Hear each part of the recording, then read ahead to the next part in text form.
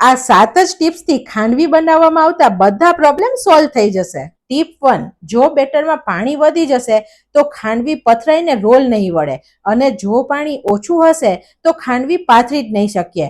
તો પરફેક્ટ માપ માટે 1 કપ બેસનને દબાવ્યા વગર ભરીએ અને ચાળી લઈએ, જેથી ગાંઠા ના પડે. પછી 1 લીલું મરચું અને આદુને ટોચીને ઉમેરીએ.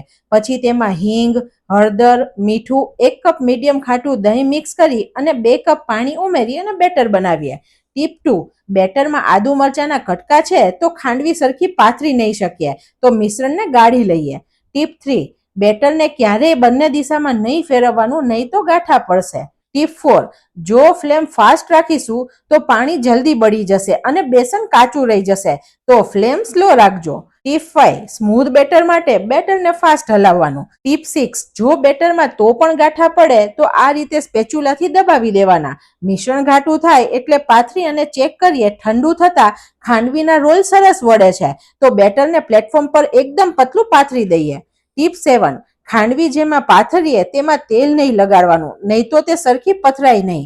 એકવાર ઠંડુ થાય એટલે એકદમ સહેલાઈથી ખાંડવીના સ્મૂથ રોલ બની જશે. પછી વઘાર માટે તેલ, રાઈ, સફેદ તલ, લીલા મરચા, લીમડાના પાન અને હિંગ ઉમેરી અને ખાંડવી પર રેડીએ એટલે બધાની ફેવરેટ ખાંડવી બનીને રેડી છે. તમે પણ ઘરે બનાવજો.